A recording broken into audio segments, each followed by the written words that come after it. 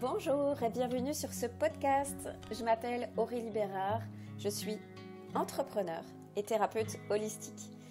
Je suis aussi créatrice d'Elixir et fondatrice du programme Femmes Divines. J'aide les femmes à révéler leur propre lumière et à se reconnecter à leur essence profonde. Je les guide dans la transformation de leur monde intérieur pour vraiment incarner leur pleine puissance. On va aller libérer tout ce qui les alourdit pour qu'à leur tour, elles puissent se sentir à leur place et épanouies. Dans ce podcast, j'ai à cœur de te partager des sujets et enseignements autour du féminin sacré, des cycles lunaires, mais aussi des émotions et de la spiritualité pour t'éveiller consciemment à ta vraie nature, dans l'amour de soi, pour profiter de ton voyage ici sur Terre avec douceur, liberté et plaisir.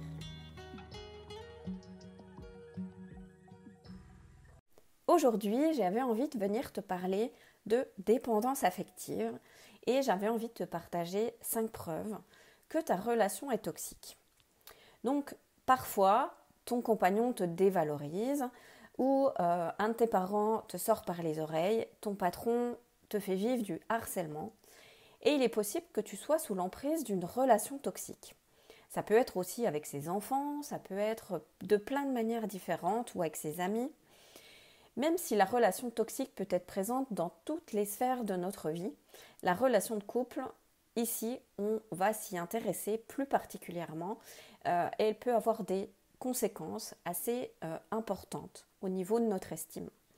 Et parfois, certaines personnes ne sont même pas conscientes que leur relation est toxique.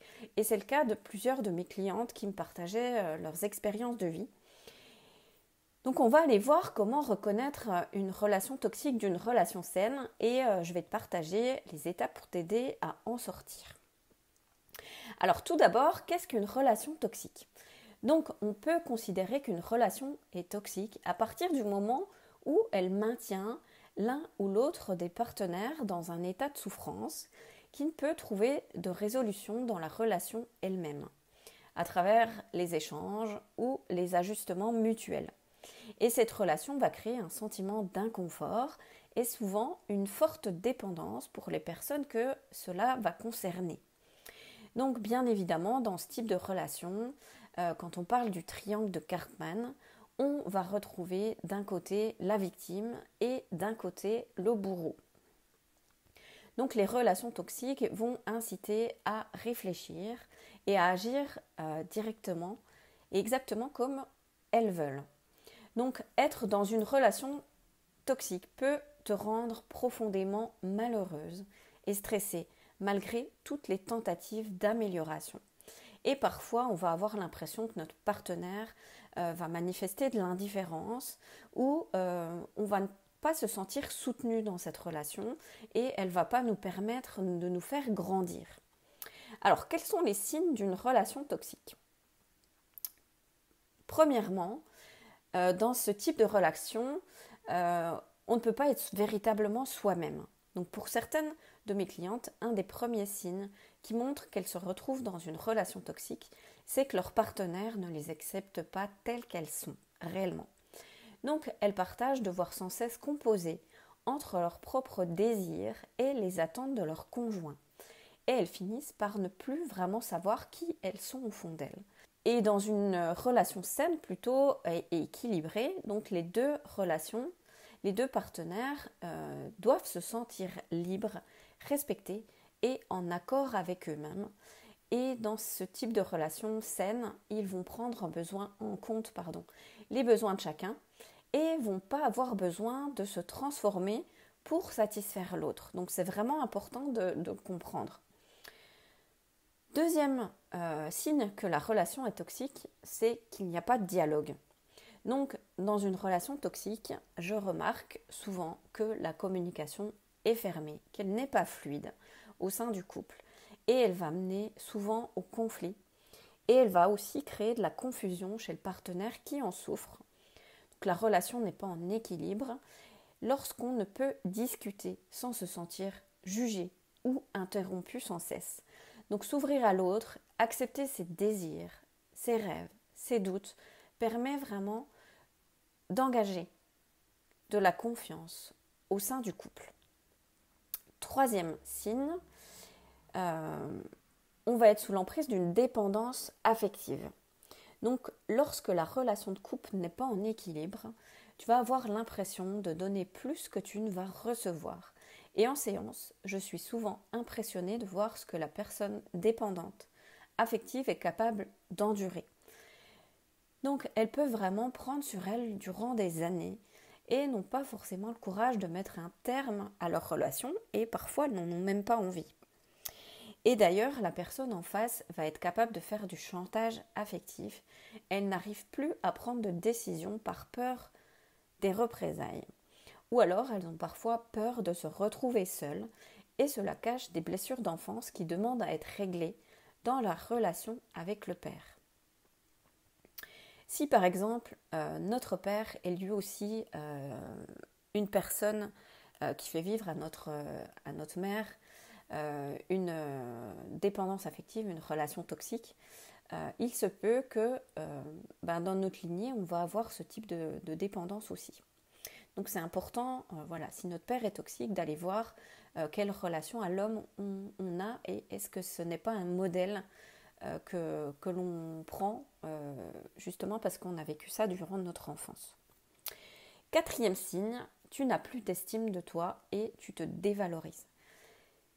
Petit à petit, on va vraiment perdre notre estime de nous-mêmes à force d'être dans ce type de relation.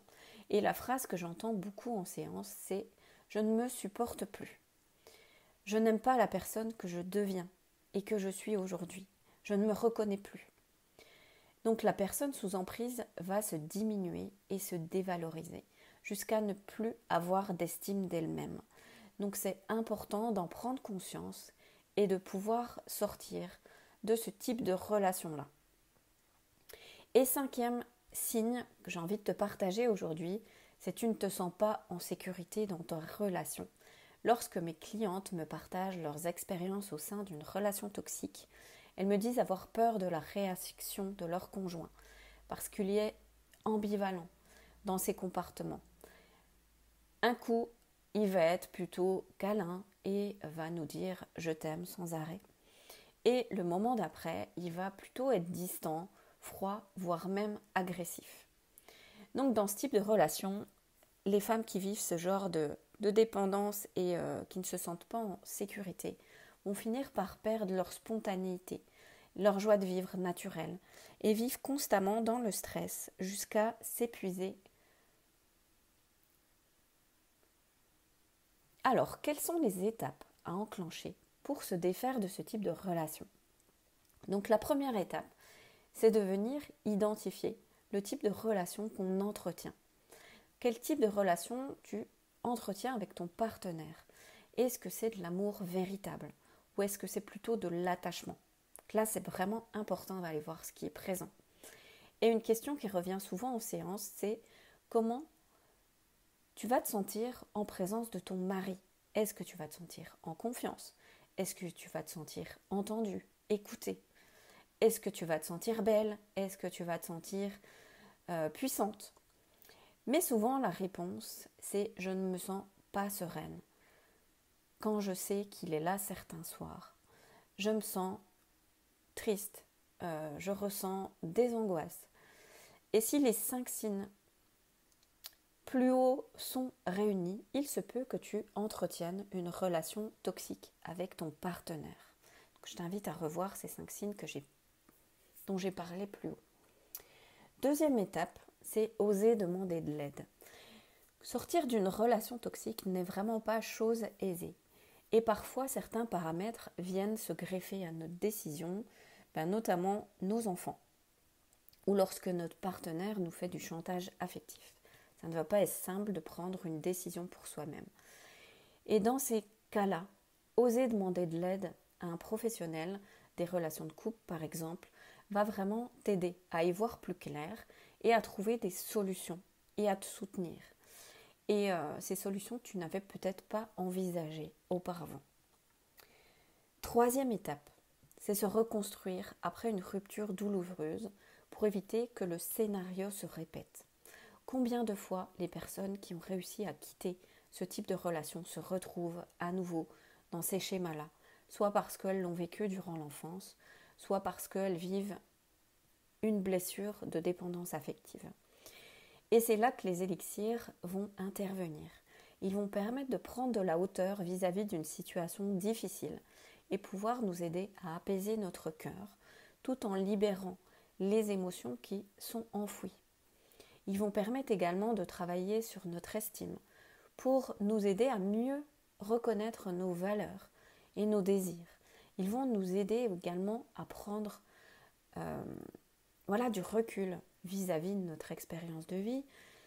Et plus on va être en accord avec nos valeurs, avec notre cœur, avec nos rêves, avec nos désirs, et plus on va réussir à accepter de reprendre le contrôle de notre vie. Pour cela, on va identifier le besoin sous-jacent pour venir combler ce manque, par exemple, si c'est un manque d'affection qu'on a ressenti durant notre enfance.